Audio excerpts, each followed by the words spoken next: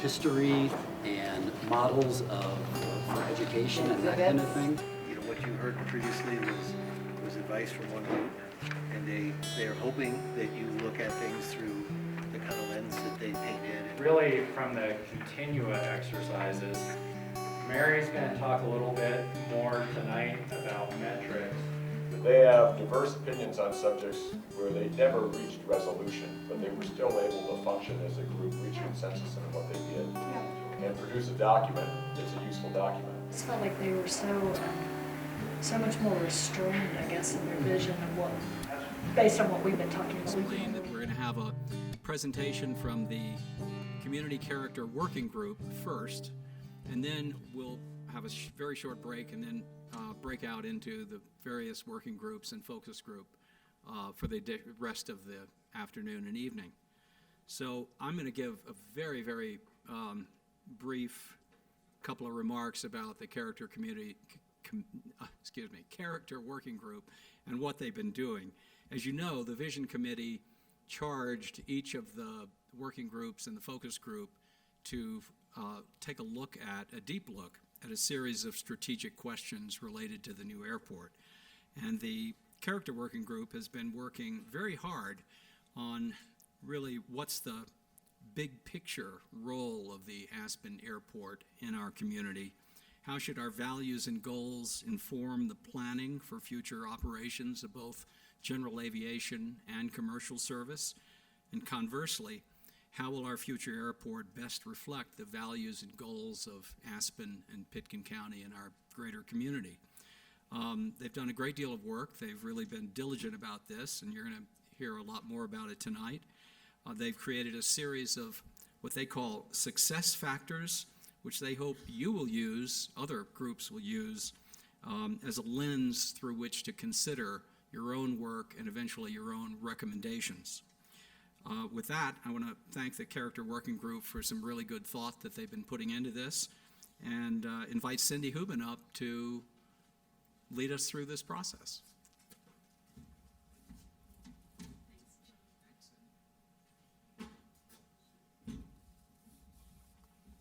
Hi, everybody. Thank you for being here. And we're excited with the Community Character Group to make our presentation tonight. But what I was asked to do was give you a little bit of a summary on the process that we use to get to our recommendations tonight.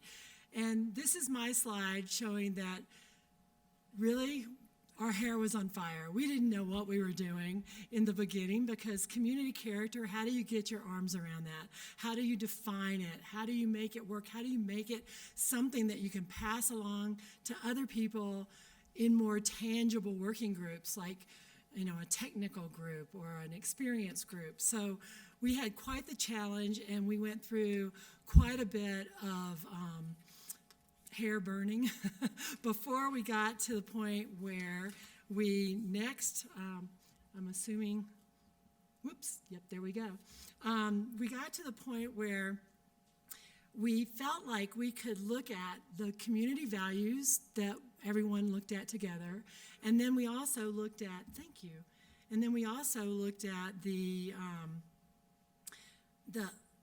continua that we thought was a really great way for us to come, or what is also called the guiding principles, to come together on some things. And we even added our own continua that we thought were important to look at. We looked at the number of operations, and we also looked at air quality and noise from a localized perspective, not from the global greenhouse gas emissions perspective. And we did a lot of thinking, and we started to kind of gel and come together as a group.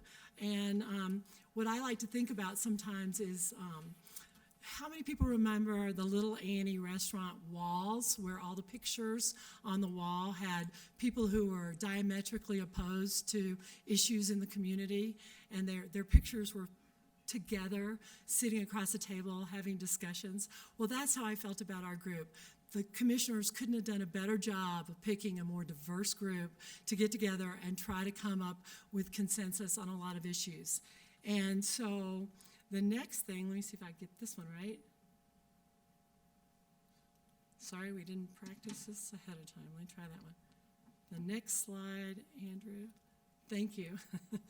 This is our community character working group, a diverse group of people who came up with 10 success factors. And what we did is we decided, how could we turn this into something more tangible for the other groups? And we said, we have to say what it would look like to be successful. What would it be like if the airport were successful from a community character perspective? So we came up with 10 different areas that we'll discuss further today from members of the group.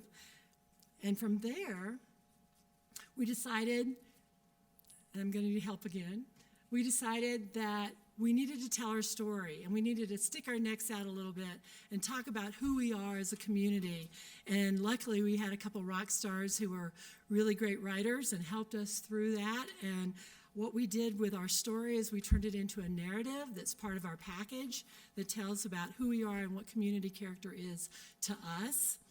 And then from there, we took our time and we edited it, went through all this material over and over and over again so that you could hopefully use it in your groups, as John said, as a filter. And we'd like to see that as a first filter. So when you sit down with your groups and you start thinking about your recommendations, you go, oh, what did community character say about this issue? What would it be like if it was successful from a community character perspective when we're making our decisions? And then again, as a final lens, when you're making your final recommendations to the vision committee. And then we edited some more, and then we finally took a vote, as we were supposed to do in this process. And in summary, I just wanted to say our process was we looked at our values and the continua, or the guiding principles. We developed these success factors that we hope you think will be usable in your groups. And then we created our narrative, which we hope you'll reflect back on and think about the essence of what our group thought was community character. And all that to us equaled our community character working group lens that we hope you will use. And with that, I'd like for the community character group members to come up, and we're going to walk through our success factors. And then we're going to leave time. We're going to, first of all, have our narrative discussion. Suzanne Caskey's going to present the narrative discussion. The group members will sit up here and provide our success factors, and then we'll have our recommendations, and then we'll have time for Q&A. So thank you all for coming, and a big round of applause, please, to the community character group.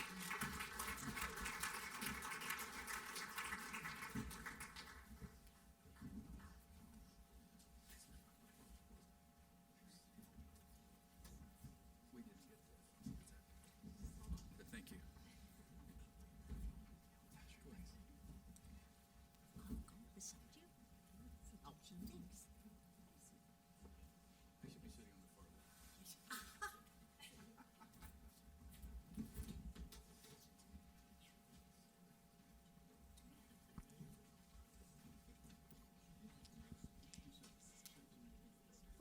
Are you able to hear me? The charge of the Community Character Committee. This is what happens in the meetings. No, that is what happened. The charge of the Community Character Committee is to balance and incorporate the character of the Valley while accommodating the future needs and the safety of the airport. Our community has created citizen-generated, character-based plans since 1993. These plans represent abundant evidence of what citizen creativity, concern for our future, genuine soul-searching, honest communication, and collaboration can produce. I think in an earlier meeting, John Bennett referred to these as our founding documents. When any citizen-generated plan is based on the maintenance and enhancement of the unique character of a place, it takes the work, thinking, and cooperation of people who have connected with a place, who love it enough to honestly grapple with the challenges. It calls for a look deep inside ourselves in order to protect what we know is vitally important. It would be shameful to do less. A quote from the 1993 character-based, community-driven Aspen Area Community Plan stands out for the Community Character Committee. In quotes, To build character and a sense of community is far more difficult than to erode it. We are all aware that this place we call home is different. It's quirky. Its underlying character grabbed each of us and refused to let us go. It's the details of what makes this place unique that we are now trying to recognize, honor, and build upon. How does it appeal to all of our senses? When people feel richly connected to the places where they live, work, and play, they will invest more of themselves in those places. They will participate in civic life, like this. They will engage in the issues that shape the future. The connection of people to a place, again, to the land itself, to the cultures people have created there, and of the buildings people have built there. The connection of people to a place is a form of social capital, perhaps the single most important factor in whether a real community exists in a place. The 2000 Aspen Area Master Plan contains recommendations on economic sustainability that endeavor to make our community better without getting bigger. We rely on economic harvest of character. Vibrant culture, an active lifestyle, clean air, quiet as compared to the rest of the world, open lands, and preserved history. We rely on these harvests. Bluntly, we make money on our unique character and environment. People pay to come here and enjoy it and bask in it. Maintaining character makes money, as well as improving our quality of life. It is also conducive to both our physical and mental health. It's profitable to protect the goose that provides these golden eggs. What's good for the community is what's good for the airport. It is a community airport.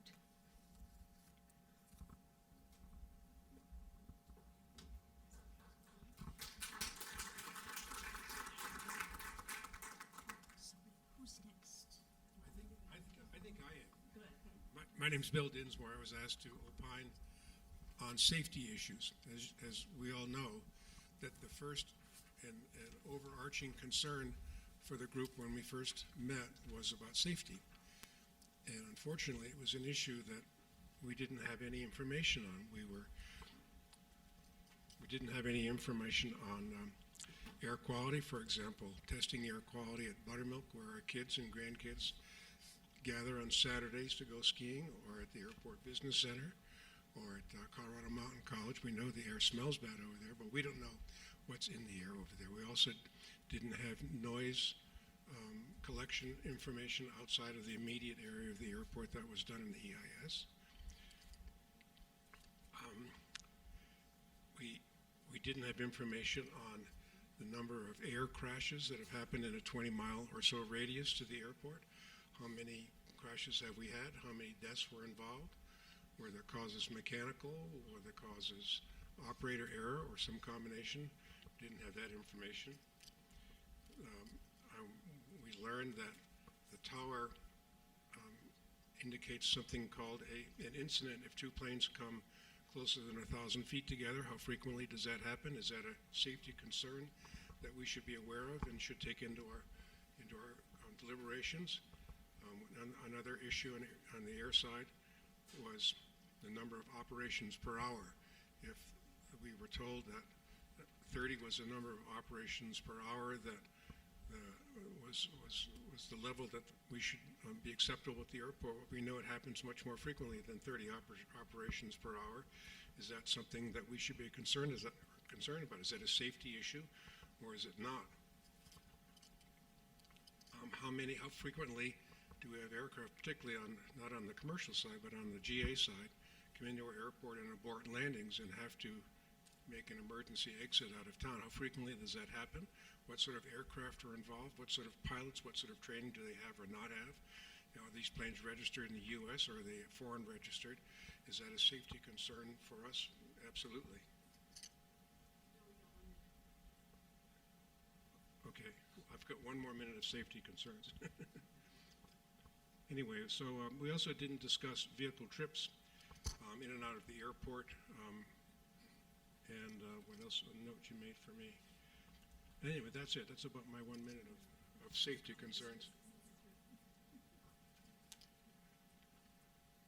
I'm sorry, the success factor? Oh, you, oh, I don't have it in front of me.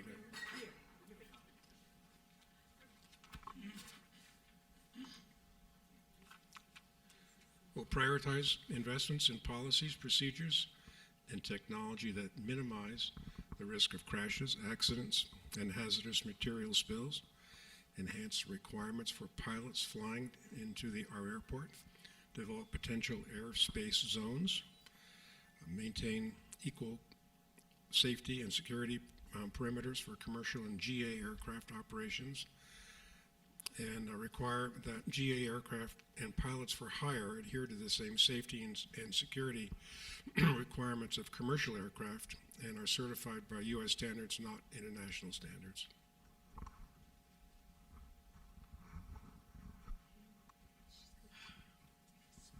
I'm Bob Circus, and I am going to review with you the airside community character.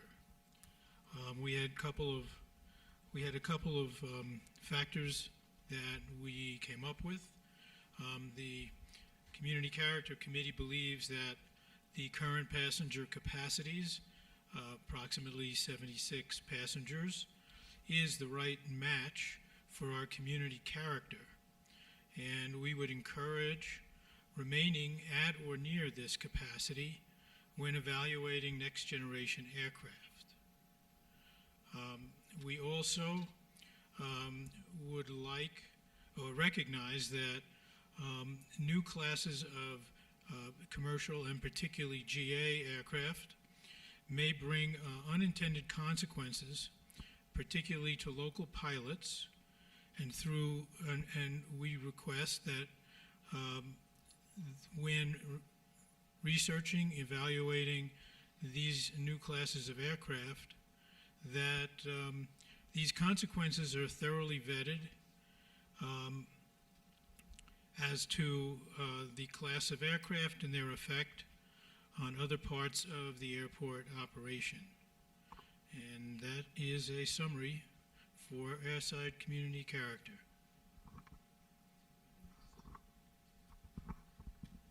Hi, my name is Lisa Hancock, and I'm going to talk about the adaptable and flexible aspects of the terminal for present and future. We felt that phasing the terminal construction based on community need was important as opposed to building out to a 30-year max and having cavernous empty spaces that perhaps the design team could find ways to phase it and make it match with our growth. Another one is to allow the terminal to feel right-sized at peak times, but not cavernous during slower periods. As an example, Eagleville Airport was brought up quite a bit because it has a very sterile feel when it's not at peak times. I'm sure the design team can come up with ways to make those spaces humanized.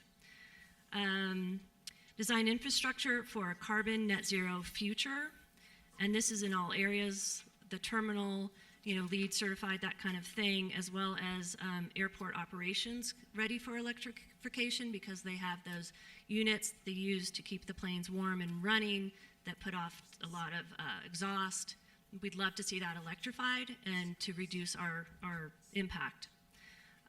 Design any plane to terminal transition to convey arrival into our mountain community. There's been a lot of talk about jetways versus being on the tarmac as you enter and exit the plane. I've heard, good and bad about both types of situations, and if we end up having to go with jetways for whatever reason, is there a way to do it in such a way that you're not tunnelized and you get to view, the exterior and the snow and the environment as you get off the plane, was one thing that we felt was important. Hello, my name is Kirk Hinderberger, and I'm going to be discussing the environmental responsibility success factors.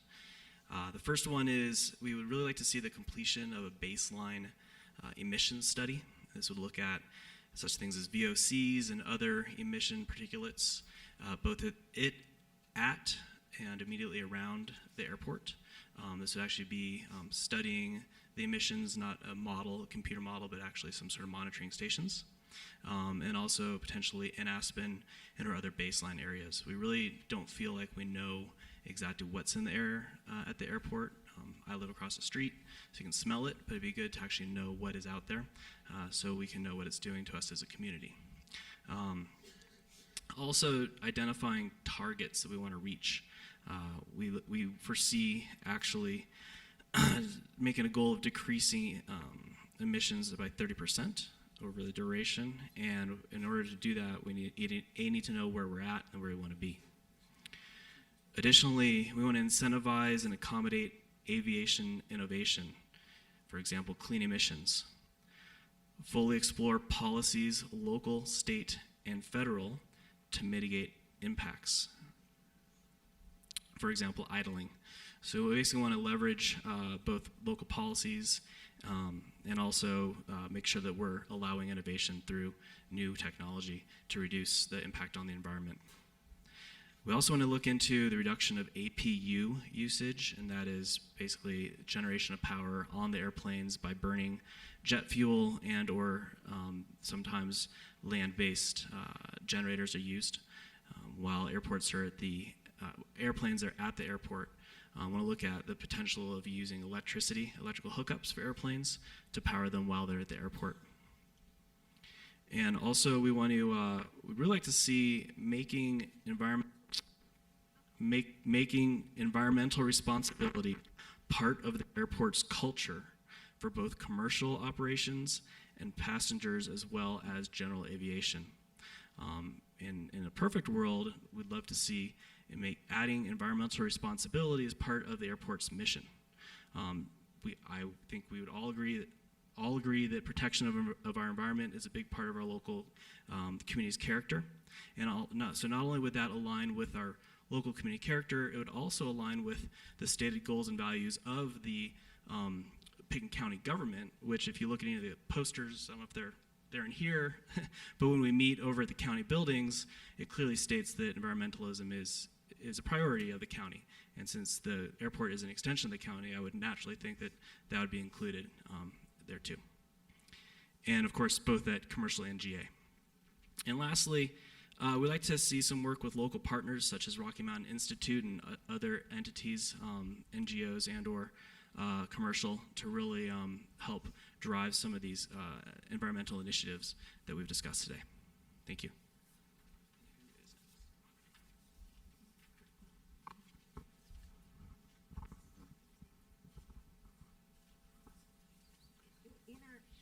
In our listing of success factors under the topic reflect the local culture and values. Okay, is that better?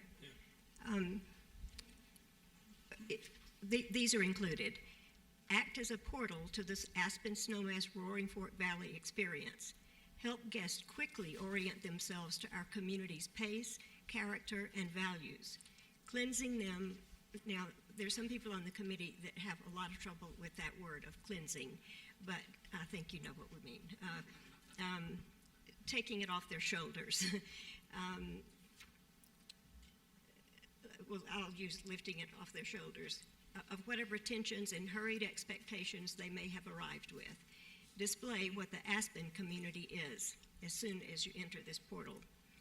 Improve and prioritize the accessibility and convenience of public transportation. Prioritize public, high-volume transportation over private, low, or single-occupancy transportation. Prioritize public transportation, aviation and ground, as a first-choice solution for all users. Sponsor exhibits, not ads, to reflect a cultural experience as soon as you arrive in the terminal. Sell character. Commercial experience should be local and low-key. What we were trying to get at here is introduce people to who we are as people and a real community as soon as they walk into the airport, not necessarily sell them jewelry or whatever, but start to tell them about who we are as a community and what we do. Sponsor exhibits not other, create models or scenarios to test the consequences of our design options on the current character of the airport and surrounding areas, as in any attempt to minimize large jet GA impacts, make sure small GA pilots can still function well. Or the runway redesign of a few years ago moved the runway 1,000 feet closer to Buttermilk and created an increased noise, air pollution, and safety concerns. So we'd like to try to be able to look into the future and see what the changes that we're making might do to the rest of the community. Require FBOs to convey community character, values, and culture in the same way as at the commercial terminal. And then reference Appendix 19, number 7 of the Airport Policy Goals from 2012 AACP, and that's included in your packet.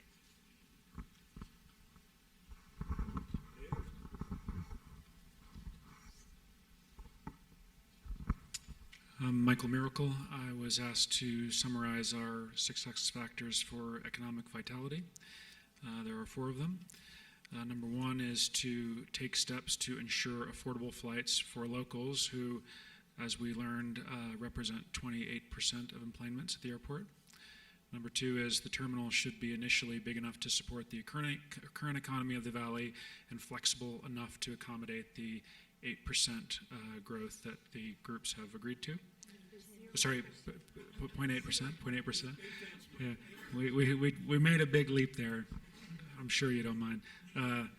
Number 3, the airport should match the economic growth of the valley and not be the driver of the economy. And number 4 is to decouple the airport's business model from rental car revenues, kind of in light of looking to reduce vehicle trips in and out of Aspen if the airport's economic vitality depends on that rental car revenue. We want to try to help nudge it towards something else. And design excellence is next.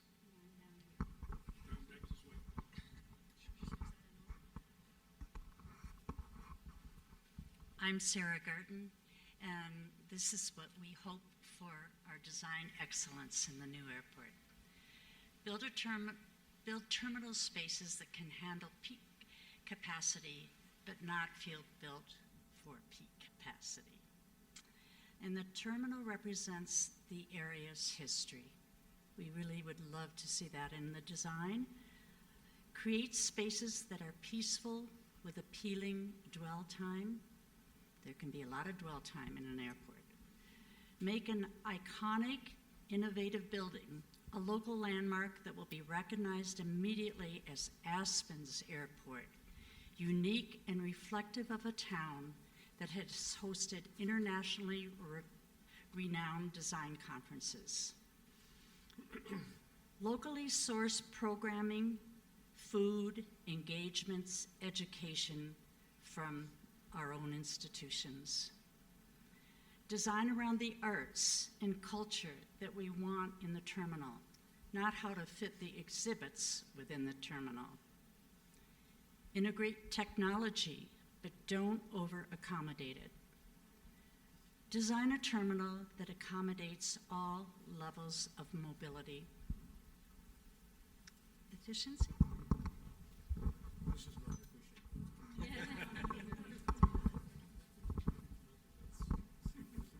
First of all, let me thank all of you who have participated and endured this process. Tragically, I'm used to these, and I know many of you are not, but I do appreciate your efforts, and thank you for being here.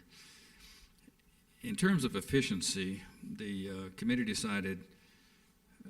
recommended strongly that we decrease general aviation operations. That's a big area, and I won't go into what that means, but it's hopefully self-explanatory. That means fewer flights by GA, hopefully. Reduce impact of GA operations, specifically limiting excessive use of aircraft APUs, which are auxiliary power units.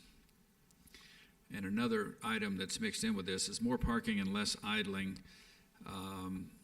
That's related to GA, and also we've recommended that passenger drop-off and the function that occurs when people drop off and leave due to lack of parking at the airport creates excessive traffic, and we would like to have that addressed. We're recommending a slot reservation by plane registration, not owner or LLC, 25 words or less. We have people who come in and give several different tail numbers. They may own several different planes in order to pirate a slot, if you will. And by improving efficiency of commercial, over which we have more control, we think, that's an editorial comment, we may have unintended consequences of increasing general aviation, over which we have less control. And last, that the recommendation is that all GA flights must file a flight plan, prior to entering Aspen airspace. Thank you. Now it's sufficient. So my success factor is responsibility to preserve the high quality of life. And Suzanne has already addressed this with our 2000 Aspen Area Master Plan statement about endeavor to make our community better without getting bigger, and that we rely on our economic harvest of character, clean air, serenity, open lands, and preserved history. And our second factor is to maintain and strictly enforce the current curfew that we have now. Thank you. My name's Frida Wallison. These lights are a little distracting. I'm going to talk about convenient, reliable, and frequent ground transportation. As has been mentioned in some of the other success factors, we all agree that emphasis should be put on public transit options. But we also recognize that transit as it is currently configured will not meet all needs, particularly as people travel to and from the airport with luggage and in some cases different capacity for carrying, same, or walking or bicycling. So when you're talking about air travel, it becomes a little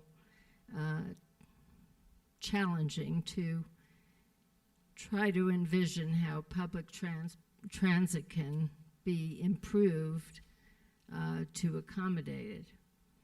As a goal for all transportation initiatives, we would like to reduce the overall number of vehicle trips to and from the airport.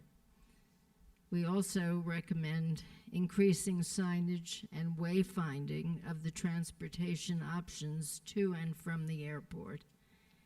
Improve convenience and reliability for luggage transfer and delivery to hotel and end destinations. This is a big one because obviously we don't really have currently a good way of managing the luggage that people will inevitably have with them. And that is true both at the airport, and if we assume that buses are the most likely public transit option, the buses are not currently configured in a way that would allow luggage to be stored on the bus. And this really suggests that we need to enter into a strong partnership with RAFTA, as well as the Elected Officials Transportation Committee. Clearly have to collaborate with those two groups. We would like to use this opportunity to leverage this opportunity to change the interface between the airport and Highway 82, which creates huge bottlenecks, as we all know, at certain times of the day, if that is possible to take advantage of this opportunity. Thank you.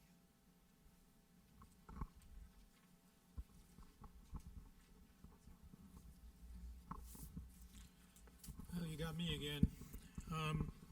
First, I I want to thank Cindy and Mavis and Kara, who stuck with us through many rewrites, lots of editing, wordsmithing galore, and always kept us on task.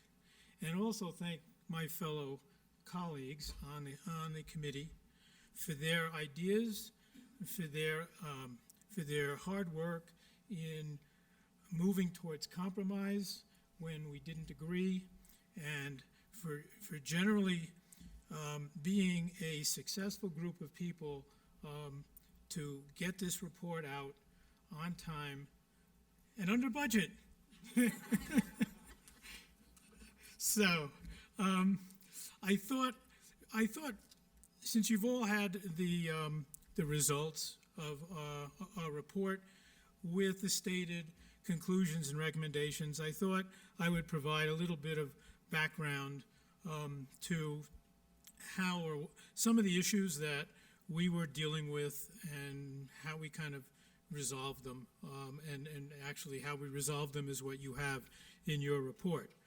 So the Character Committee was very moved by the amount of time and the number of documents that were previously developed by citizen groups and elected officials over the last 25 years in an attempt to identify what the community character was.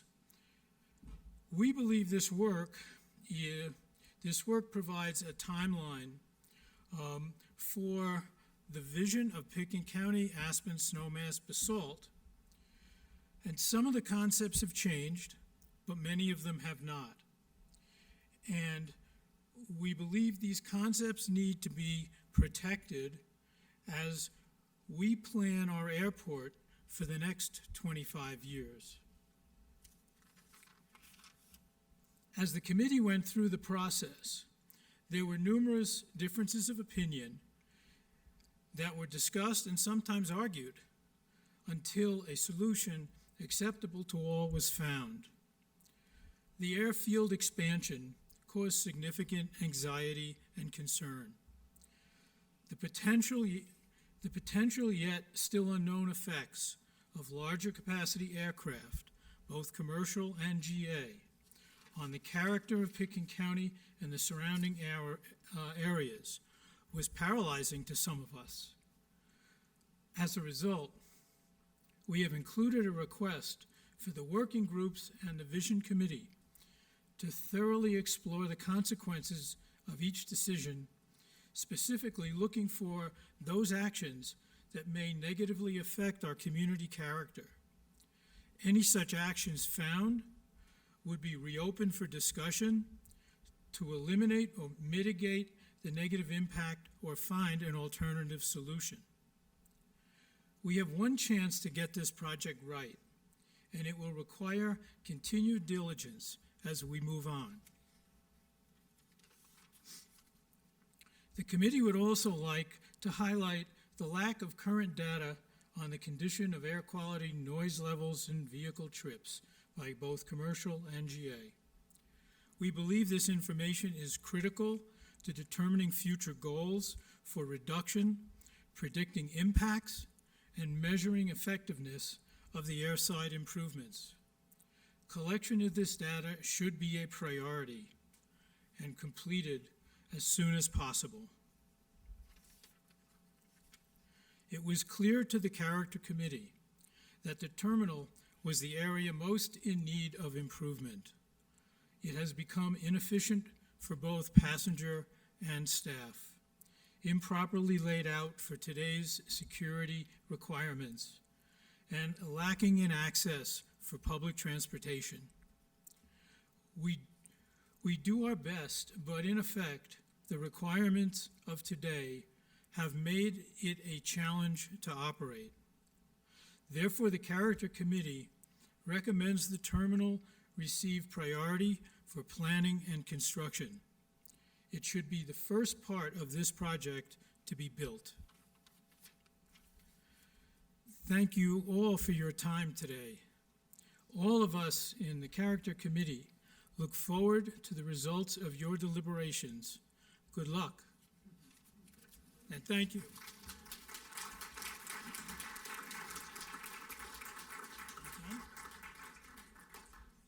Okay, we're going to open up for Q&A. Didn't know that I was going to be doing this, but come on up, Cindy.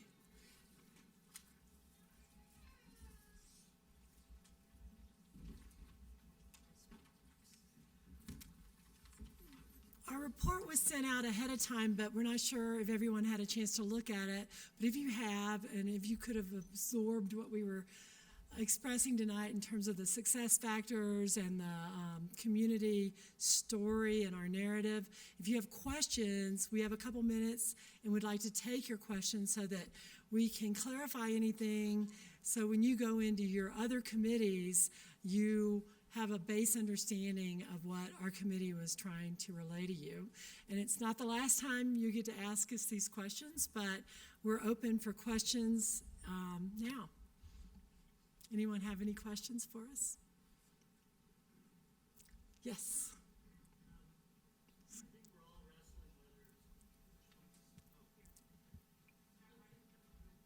I'm Scott Ryder, and I think we're all wrestling with whether to do the new taxiway and runways and what it means and what it opens us up to.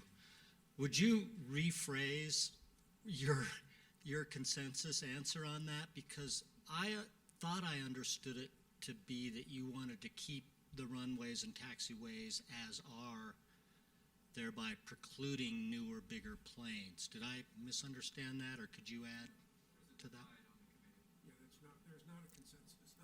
There's not a consensus statement, so we came up with success factors to look at. We've asked for certain things to be looked at, certain baseline information to be looked at, and how that relates to a change on the airfield side. And so we can actually measure and monitor, what impacts certain planes would have, and to also then do the modeling, if you will, to look at that experience with the new airside improvement and what that might look like. And so we're just moving cautiously through that, but we didn't say yes or no answer on that one. Suzanne? However, I think I'm telling the truth for all of us.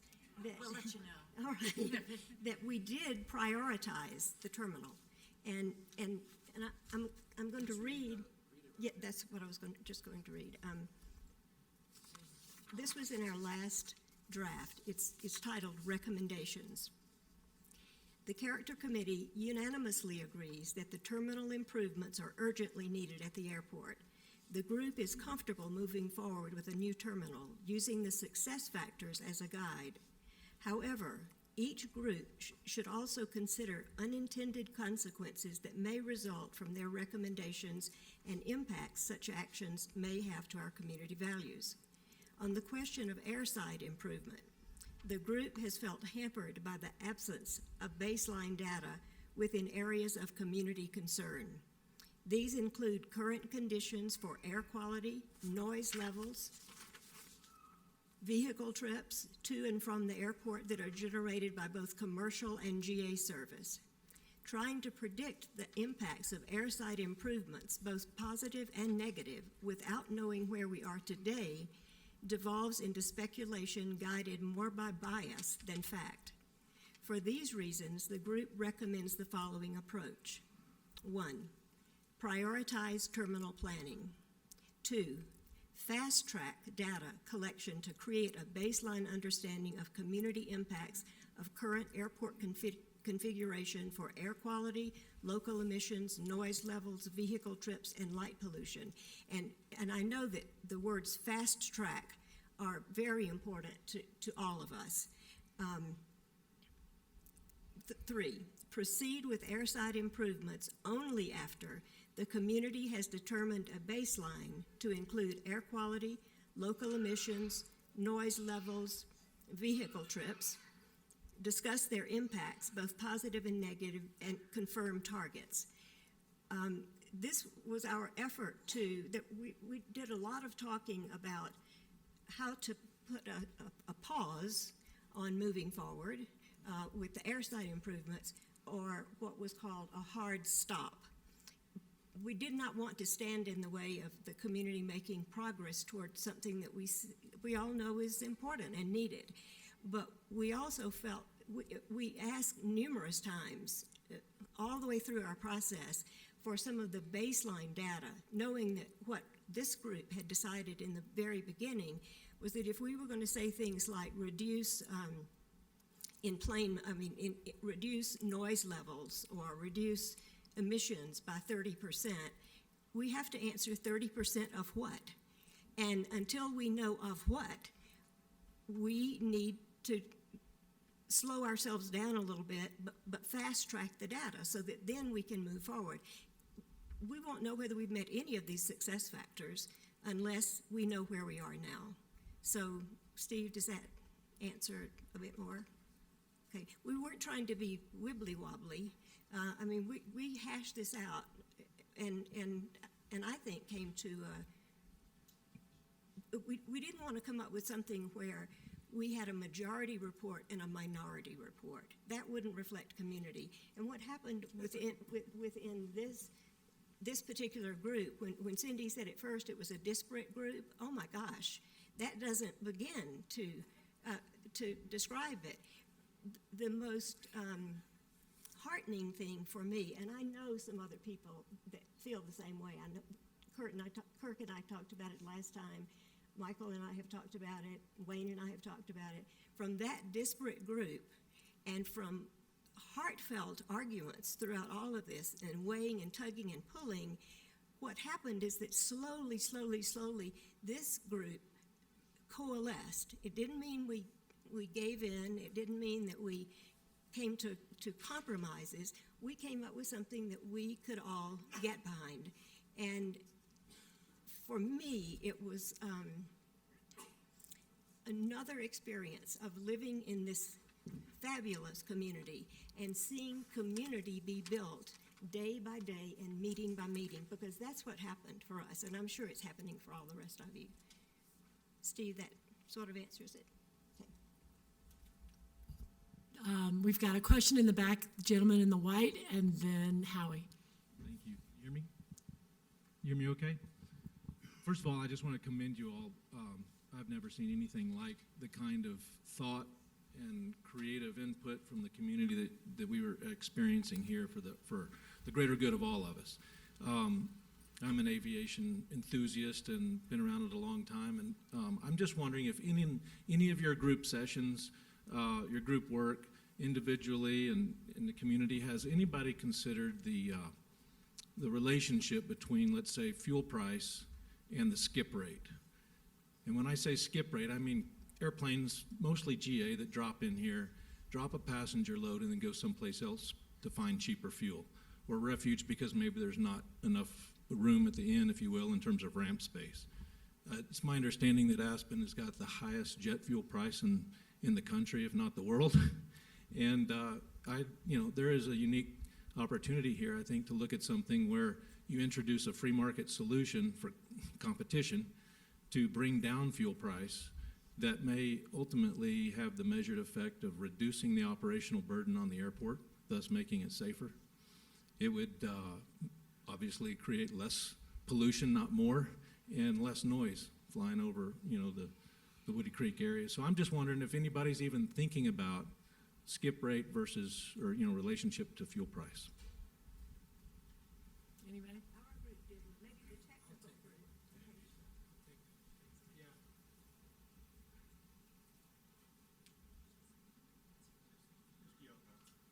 Okay, I'm just going to yell.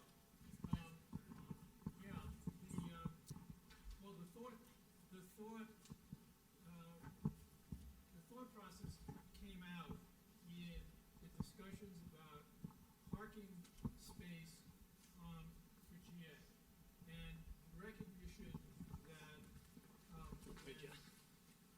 just don't know how to turn it on. And the recognition that many times GA does not have enough parking for its incoming planes, and planes come in, and then drop off and then leave, and then when they have to come back to pick up the people again, they come in and they leave. So there are extra flights each time that happens. So it wasn't directly related to fuel, Patrick, but it was brought up in relationship to the parking? Howie? Oh, sorry. Overall, you guys, we have about 5 more minutes. We have Howie, and then we'll take one more question after Wayne gives his response. Yeah, there is a disagreement on the committee, although this does represent what we came up with as a compromise, and there are some internal contradictions. It's hard to reconcile reducing GA operations by making it as convenient as possible for GA to come in here. So we struggle with that, and some of us still struggle with that issue. But this was the best compromise we can come up. Still, in my opinion, a very open question about what we do about GA with parking, with overall operations, with the FBO. Not resolved as far as I'm concerned, and I'm speaking for myself. Howie?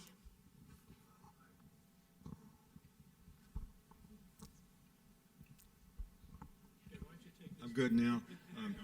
We know this one works.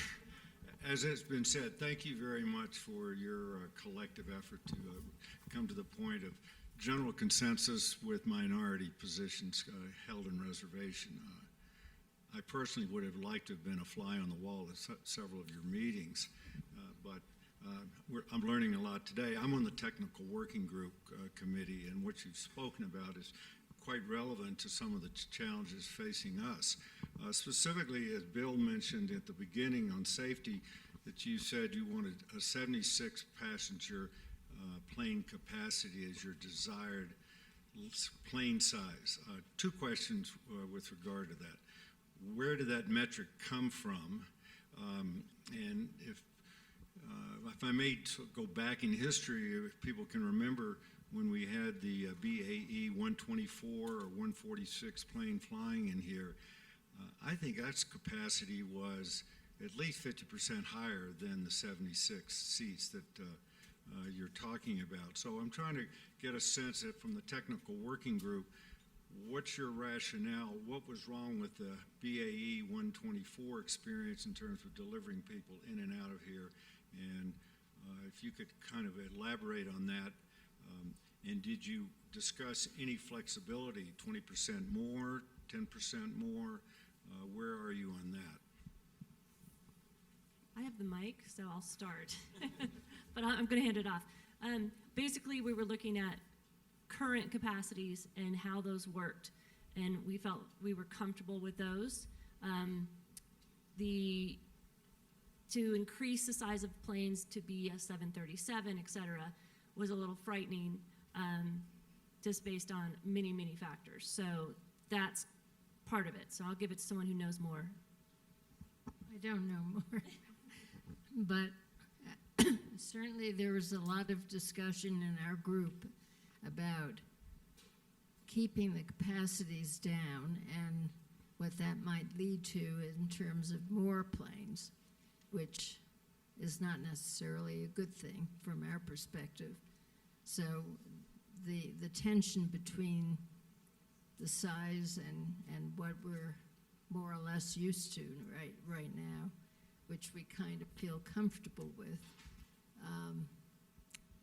tension between that and possibly increasing size and having a beneficial effect from fewer planes, therefore, possibly, was discussed, but I don't think we came to a different conclusion than what we've reflected in this report. Well, the other thing was if we had larger planes coming in, this was Wayne's point, that you allow larger GA planes coming in, and that changes the dynamic. Do you want to say something, Wayne? We struggle with this. We're not a technical committee, but the whole issue of aircraft became very difficult for us. We were told by the FAA pretty clearly that if we expand the airside, for instance, and increase the size of commercial aircraft, you're going to introduce the community to a whole new class of general aviation. We're not familiar with those. We don't know what they are. We know that they're modified 737s, for instance, that are lighter. They may be older models that are louder. So there's a great fear, and I hope I'm speaking for everyone, that there are consequences of opening this airport to a brand new class of aircraft, primarily GA, but also commercial. If you go back and follow the consultants' recommendations, August of last year, they were recommending strongly the MAX 8 being the perfect aircraft. Things change. Today there was a report that the 737-800, which is a plane I think that's flown by Southwest, has significant cracks in what's called the pickle, where the wings attach to the fuselage. So I don't think I'm overstating. There's very significant concern about what happens if you increase the width of the runway and introduce larger aircraft. We simply don't know, and that's why it made it very difficult for us to reach a strong consensus on airside development. And thank you. Just one more comment on that. I'm sorry, Suzanne had something to say, but we did do additional continua. We looked at that in terms of operations, numbers of people. If that might help you, Howie, in your technical group committee, it's in your packet. So. I was just going to say, too, we talked about the enplanement of larger airplanes and what it would do with the highway. Yeah, for instance, we said, let's say you've got a 150 capacity aircraft, passenger aircraft, which is twice what we have now, basically. And if suddenly the skies open up and 3 of those land at one time, how are we supposed to handle that as a community? That can't happen. Twice the impact is pretty hard to imagine.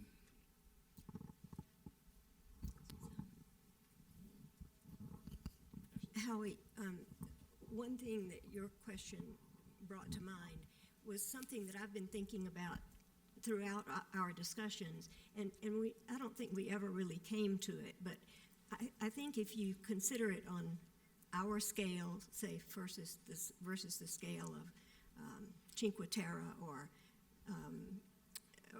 other Venice, other places that have cruise ships come in now that have wrecked some of those towns. There are too many people, there's too much going on, it increases the little ticky-tacky shops, people, coming on fast. Now, in that case, it isn't perfectly analogous because the cruise ships dump 3,000 people, leave them on shore for 3 or 4 hours, and then pick them up and take them off again. Here, we would just be bringing in a smaller scale, but we're smaller scale too. And so that goes to what Wayne was just saying, how many people can we tolerate at one time and still remain healthy? Yes. Pardon me? One more consideration was safety, and if there was ever, God forbid, a disaster and a plane going down in or around Aspen, obviously 76 people is enough to deal with, or maybe more than we can deal with. If we were to double that capacity or that amount of people to whatever a 737 could hold, that I don't personally think we could handle as a community in a disaster. We have time for one more question, and I saw a hand up over here first. Is that down? Is the hand down? Okay. There he is. I just want to quickly go back to the 30% CO2 emissions.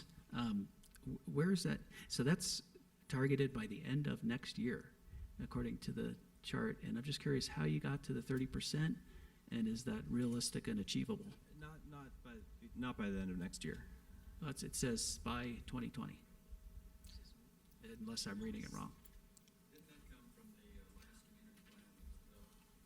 Oh, that came out of the Aspen Area Community Plan. We actually, to clarify, we struggled with what to do. A, we don't know where we're at, so we won't have a baseline by next year.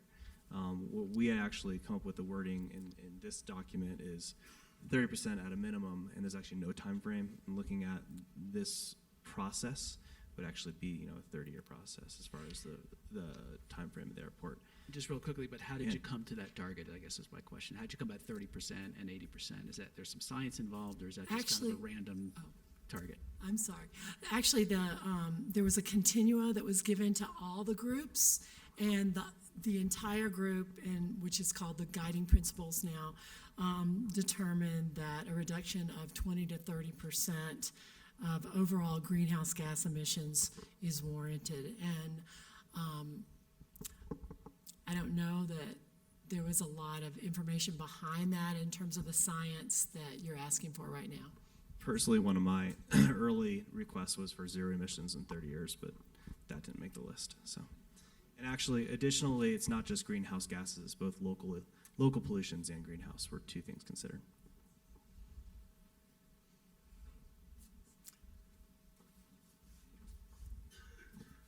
So before everybody goes, I want to thank the Community Character Working Group for coming up here and giving us their recommendations, and Cindy Hubin and the group that ran this. So thank you very much.